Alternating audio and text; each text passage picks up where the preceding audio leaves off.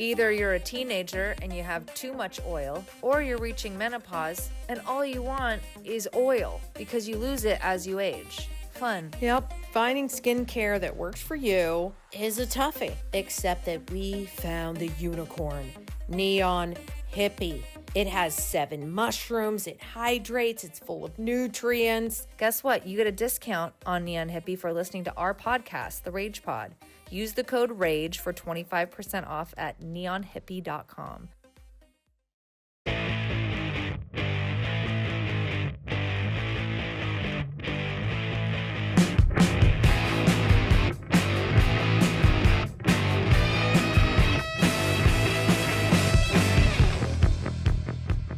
All right, I guess we're just gonna do this. Welcome to the Rage Pod. I'm with Ebar. I'm with Tara Erickson. Mm-hmm. And today we are talking about the reign of geopolitical fuckery. I love it. Geopolitical fuckery. The reign and reign. It's a play on that because it's the reign of it, but it's also raining down on us all the time. Yeah, feels really weighted. We are living in an unprecedented time of both access to information on overload and also an overload of things happening that we would have imagined, especially like in our generations growing up, like 1 or 2 things that maybe happen in let's say a president's term or 1 year, like happening once every 10, 20 years. Talk about like the collective trauma response being on super high. Just to give everyone an idea of what we've been living through, I'm going to walk through last year's news cycle. All right, fires rip through California. Trump gets a second term. Ukraine drags on. Cities destroyed. No end in sight. Gaza, it's flooding our phones. Nonstop civilian death. And don't worry, tons of children are being killed all the time. Elon Musk takes a chainsaw to the federal government with his Doge cuts. The so-called Big Beautiful Bill passes and PBS gets defunded. The Epstein files resurface. More names. No accountability. Women are continued to be denied their reproductive freedoms, often through denial of abortion care.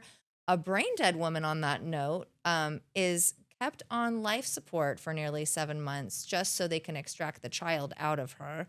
Mass shootings are just a regular occurrence. There was one even as of today of shooting this. The floods killed over 100 people. Family and children were swept away over a holiday weekend. And every time a bell rings, there's an ICE raid.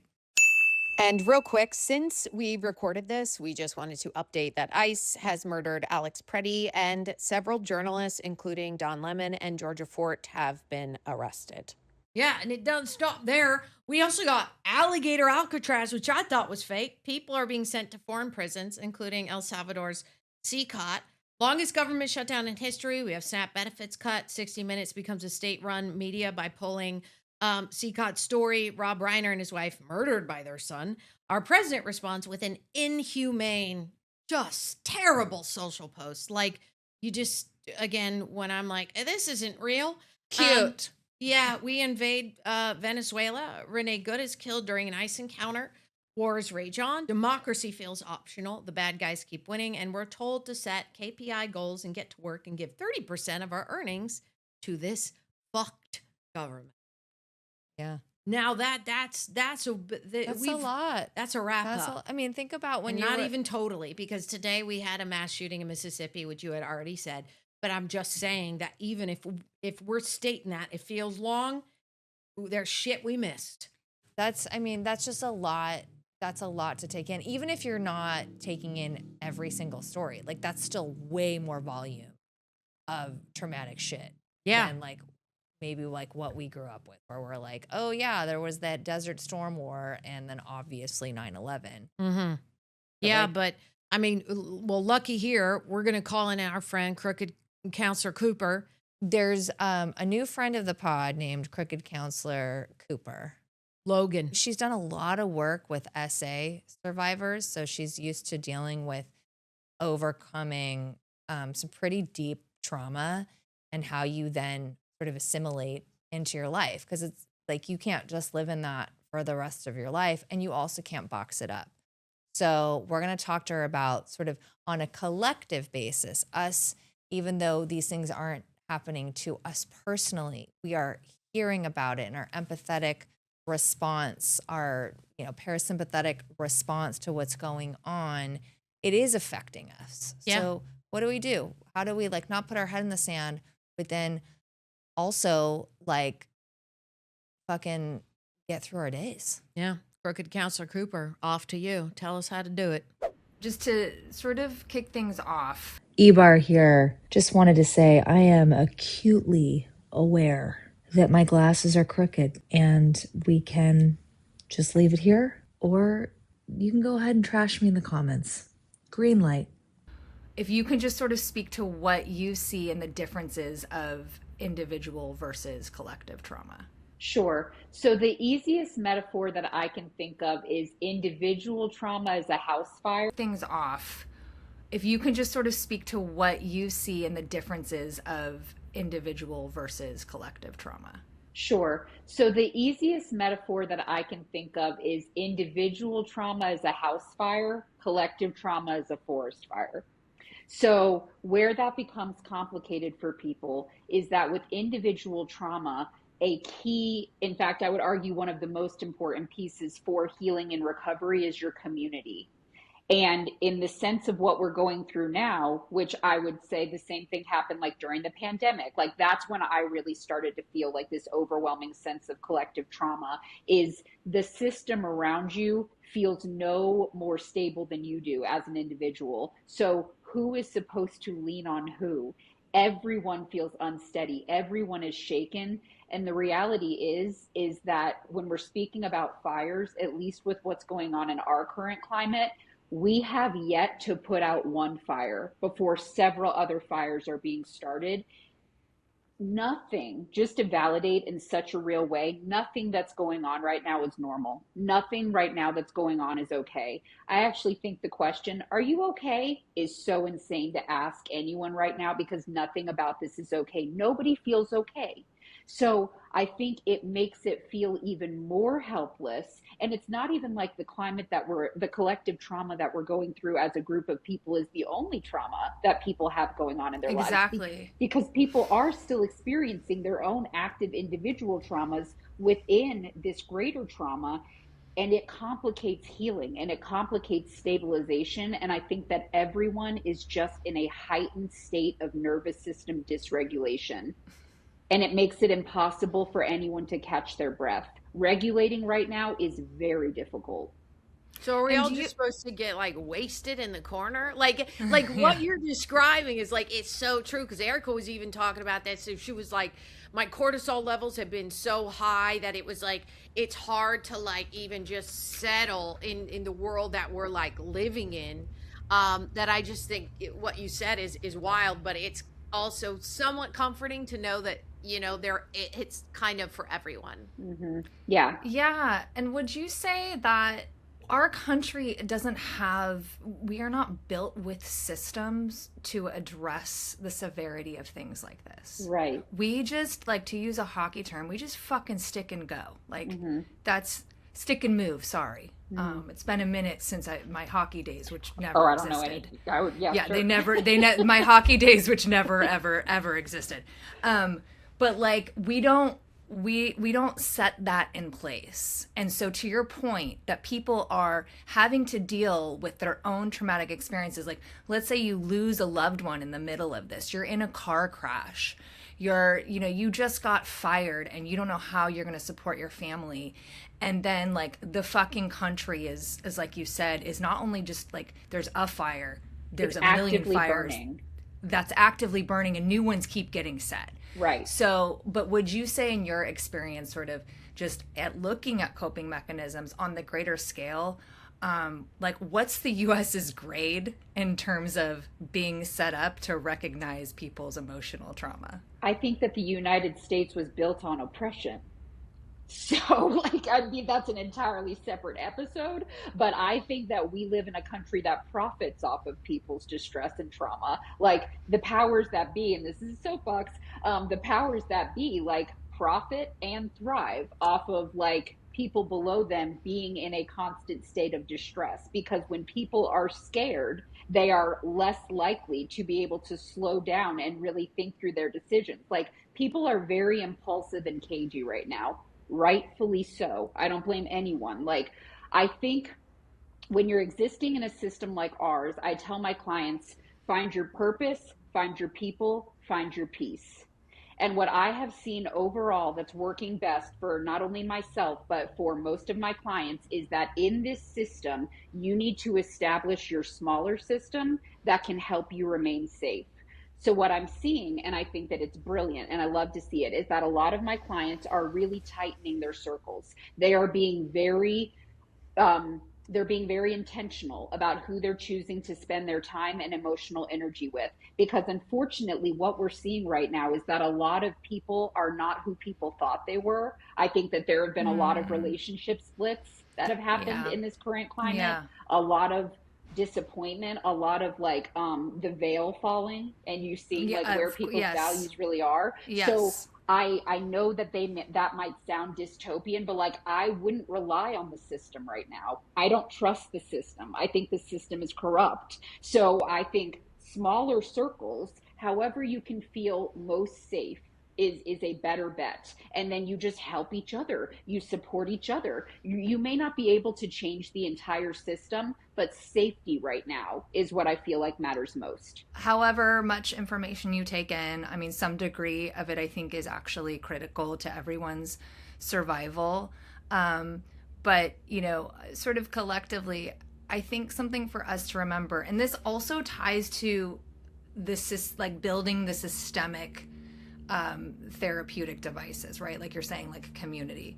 But I feel like there's a tendency right now, because things are so extreme, but in general, like you hear a news story and someone's like, oh, did anyone get killed? And it's like, wait, we need to have someone get fucking killed for this to be like a significant moment. Right. Like Right. I've talked about this before, like let's stop and think about what happens when somebody gets like brutally injured in a traumatic situation. And I know you have a ton of experience in this, but I think it's important for building that communal empathetic response. Like, if somebody in your life gets shot and they survive, there is still a massive ripple effect. Yes. And so if you could maybe speak to that, speak to maybe some of the experiences of what you've seen in terms of the effect of these events that happen.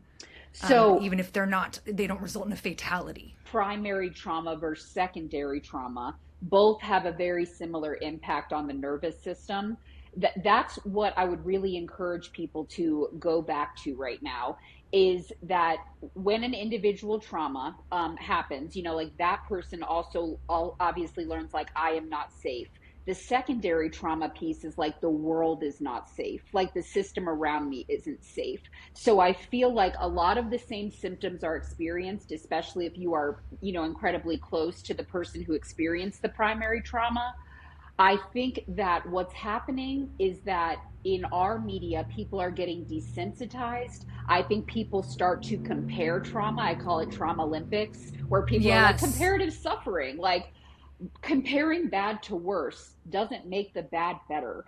There's No. literally so much gaslighting that is happening. I have literally used the metaphor that living in the United States right now, especially if you are already a trauma survivor, even more so if you're a woman, feels like you are stuck in a domestically violent relationship.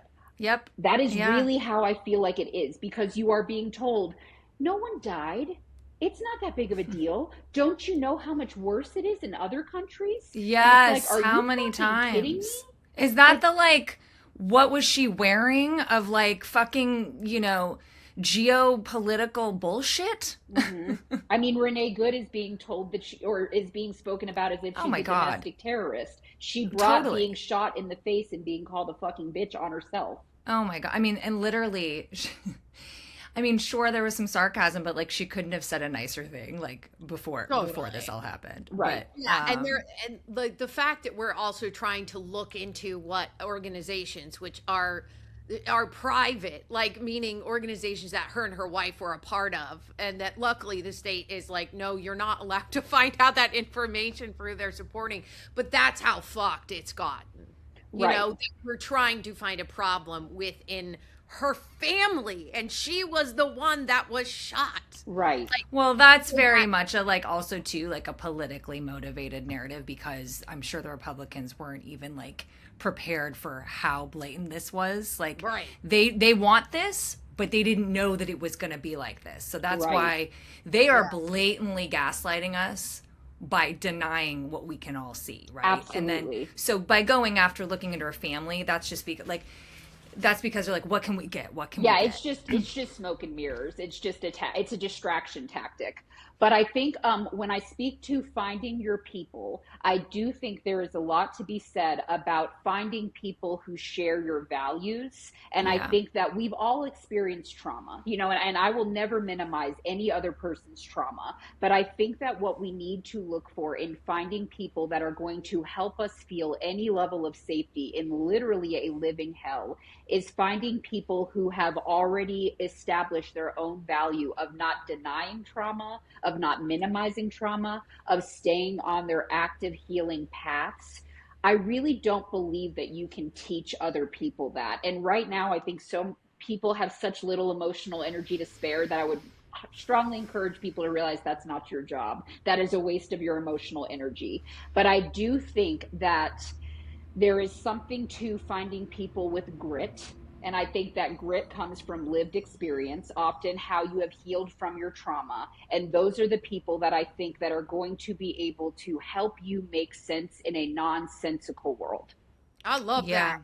Find some fucking friends with grit and some balls and some courage to be like, you could say whatever and be angry, just like you said, you know, with your clients, that when you were first starting out your nonprofit, when you gave the girl the freaking The hammer, hammer. he looked at you like, are you sure, girl?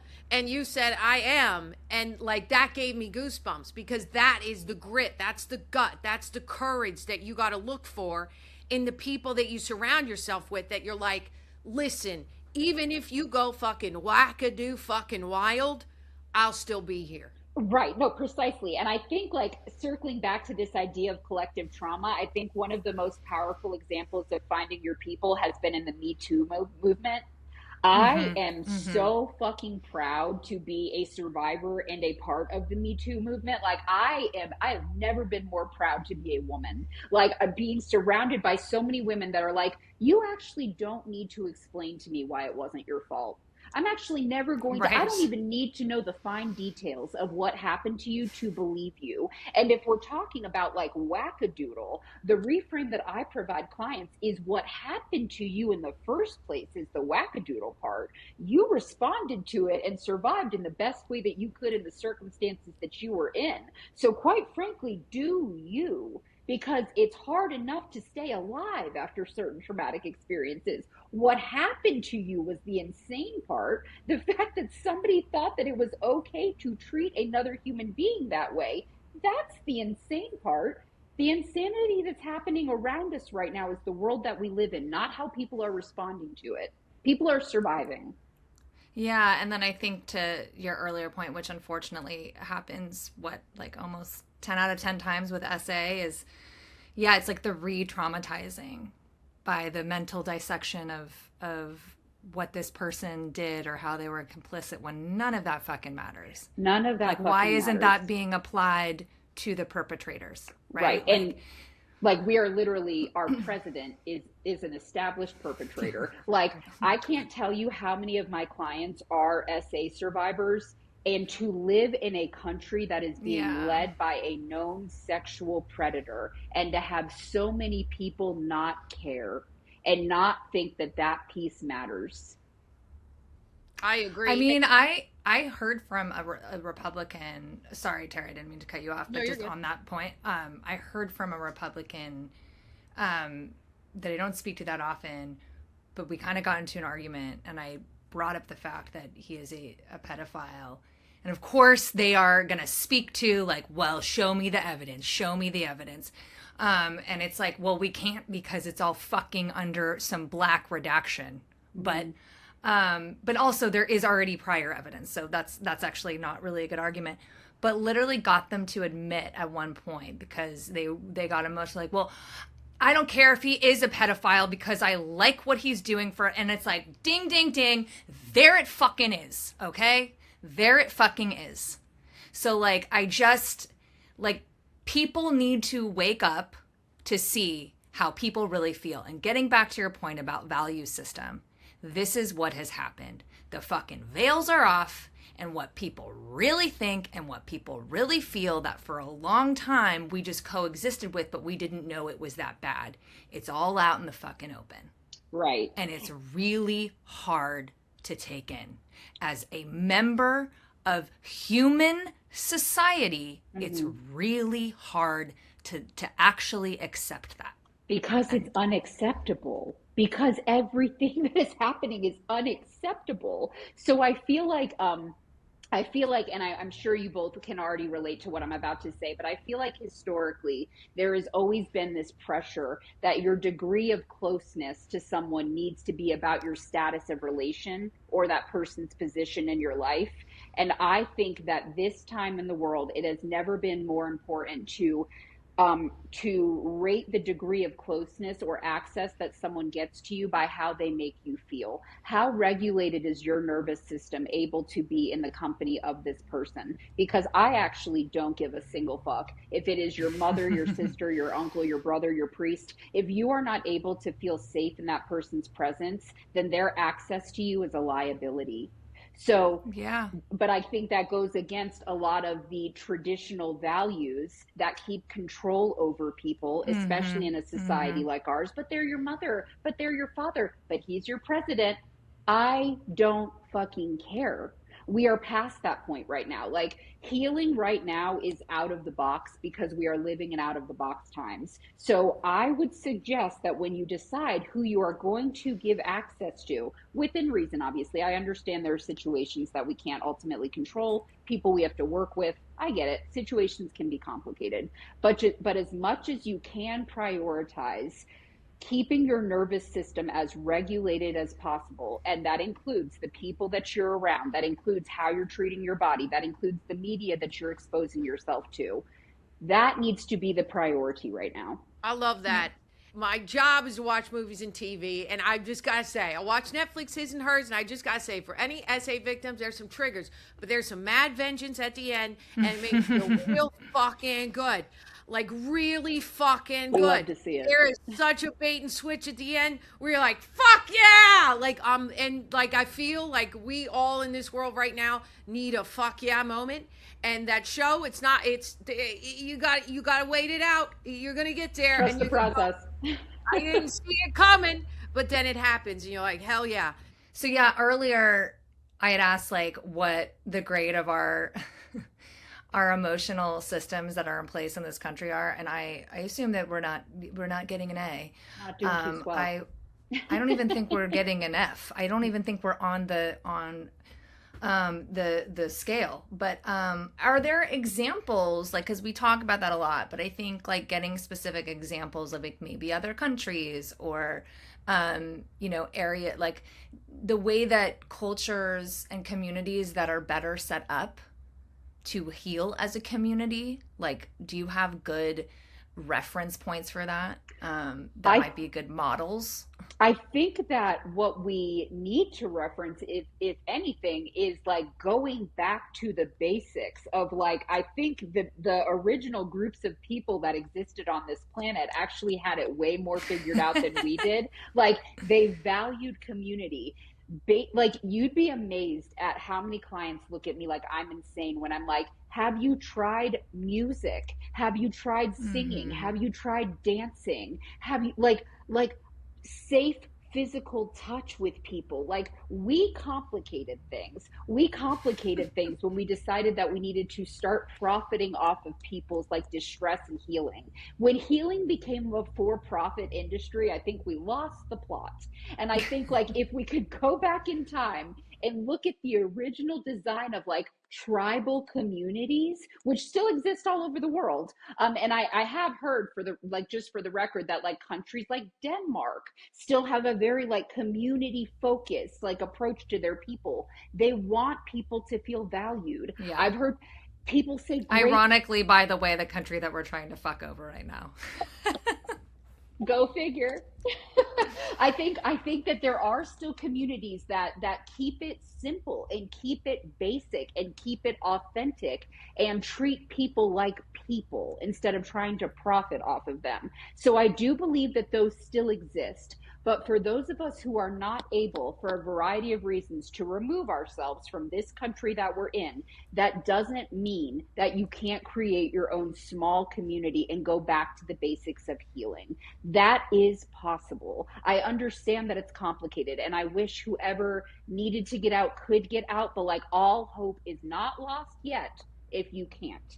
But I do think it's about going back to the basics, which can sometimes feel uncomfortable because it goes against the grain of what everybody recommends these days. But I do think there is something to humming, singing, dancing, baking, literally anything that makes you feel a sense of safety and warmth. That is what I want you going to as often as you can. And do that in the company of people that see the value in it and will share it with you. I love that it's like, as crazy as this sounds, I know this goes against the grain, and it's like, that's insane. Like, these are things that are proven from the dawn of time to be great outlets of expression, of therapy. Yes. And it's like, listen, I know no one's gonna like this, but maybe just try singing a song. I'm not kidding. I tell my clients, and it has worked because I've had several clients give me positive feedback about it. When you are in a headspace where, let's say, you've had like a super dysregulating morning, which I think so many of us, especially if your parents, can relate to, like, you're like, by the time you're on your way to your job, you're already dysregulated and like Yes. sweating. I will literally sing my way to work. I will make up a song Oh, yeah. about whatever I would normally do.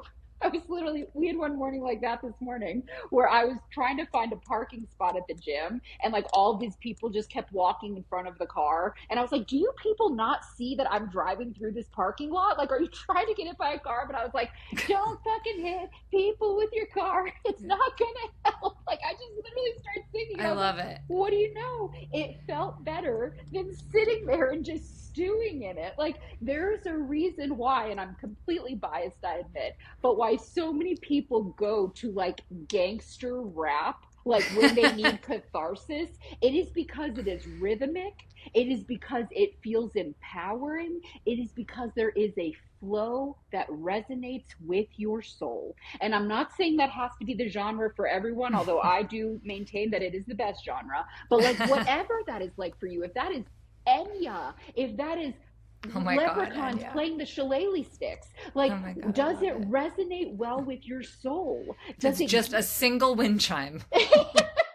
being like, you be like gong? But yes, I do think that people need to read the research if they are not believing me, that like it literally activates your vagus nerve to sing and rock and dance and hum. It regulates your nervous system. It is scientifically proven. It doesn't have to be complicated. It just feels awkward if you're not used to doing it. Do you think, like, okay, let's just like hope for the best and say that there will be an end to this hellscape where, you know, like every nanosecond, like a horrific thing is, you know, entering our eardrum about something that's happened. Like, we go back to a time where like the scariest thing was like the looming Y2K event. Right. Do you think, based on your experience, that it's gonna be a little, there's gonna be a shell shock or a transition? Like, people are gonna have challenges like adapting back to a calmer cadence. Absolutely. And a calmer environment, which sounds counterproductive, or it sounds counterintuitive. It sounds counterintuitive, right? Like, we're trying to get to this place, and then we get to that place, and then we're like, wait, this feels uncomfortable. Like, is that possible? Like, is that something that like could be happening collectively in the future? I would argue that there is the only type of normal that there will ever be is a completely new normal. I think that there is going to be generational trauma that occurs as a result of what's happening in the world now, just like there has been with slavery, just like there has been with the Holocaust. Like, I think that people are going to struggle with patterns of generational trauma from this, because I do believe that some people's nervous systems will be permanently, like, unfortunately altered by this. That doesn't mean you can't still create like a beautiful existence for yourself, but it is about knowing your nervous system and how to best navigate it. I think that right now everyone can relate, not everyone, but a lot of people can relate to feeling like they're in a constant state of just like nervous system arousal, where they feel like they're constantly bracing. Who can blame them? Because something bad does keep happening. You can't like feel like you can even just rest for a second. I think that what I would love for people to understand is that when the new normal does come, whenever that does come, and whatever that looks like for you, or when you're able to remove yourself from the situation, there's nothing wrong with you if your body needs time to adjust to the new normal. When you have been in a constant state of arousal, when you have been in what feels like a repeatedly traumatic situation, your nervous system is like, we aren't safe, so why would I relax? It's not safe to relax. There's a saber-toothed tiger chasing us. There's been a saber-toothed tiger chasing us for years now. So your nervous system will need time, patience, repetition, healing to adjust. And even when it is able to, it will still be understandable for you to have moments where you are, like you're feeling like jarred by something, because that is just how healing works. And your nervous systems are doing the best they can in the situations that they're in. It is very normal for there to be like a come down period where your body is like struggling to believe that it's safe. Is it safe? I hear you telling me you're safe now. The boogeyman is gone. Why would your nervous system believe that after all that it's just been through? There's a reason why soldiers from war still can't listen to fireworks, even though they know that fireworks are nowhere or near even being an the active simple battle. sound of a car firing, like backing up. Like, there's a reason why that reaction is valid. So I think that I have to have hope that there is happiness and there is progress to be found in the future, but we don't know what that's going to look like. I think that the more people can practice regulating now and being around people that make them feel safe, the smoother that transition will be. And we'll have to cross those bridges when we get there. Oh my gosh, that was so helpful. I think it's something that's important for people to think about. Obviously, we need to get through this, but it's really important to like sort of know like that signpost is ahead of us. I sure as hell hope so. And like, just on the note of like, because I know we were just talking about parenting, I cannot stress enough how important it is to protect your children as much as you can in this current environment. Like, I am so incredibly selective about, I don't let anyone around my children that I wouldn't want them being like when they grow up. I am incredibly selective about the environments that I'm putting my children in, because they are not able to understand. They do pick up on our distress. And like, as much as I can minimize the amount of damage that will be done to them, I am going to focus on that. That is my priority. Yeah, that makes me like really emotional. Don't let anyone make you feel bad about it. Don't let anyone make you feel bad about protecting your children. Your children are the most important thing in this world. They're your most they're everything. So like, I get it, honey. Trust me. I can't even tell you how many nights I'm crying. Yeah. And then it's like, I don't know if you have this in your life, but unfortunately I know there's a lot of families out there. There's a podcast that I listen to on the regular called The Necessary Conversation. And it's, I have Trump supporters in my family. There's, fewer and like that do have access to my kids. And it's like, it's hard. It's definitely a hard balance. And I know that there's a therapist that came on that podcast who like her focus right now is dealing with families. There's been this corrosion that has been driven by what is labeled as like political division. But I think that's a real fucking problem right now. It's not political. Right. This is so far beyond that.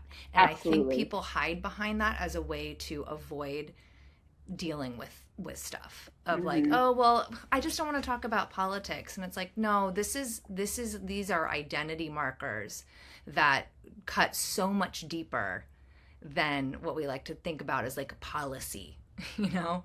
So, Well, then it does speak to, like, I think I couldn't agree with you more. It's not about politics, it's about values. It's about personal yeah. values. And like, Yeah.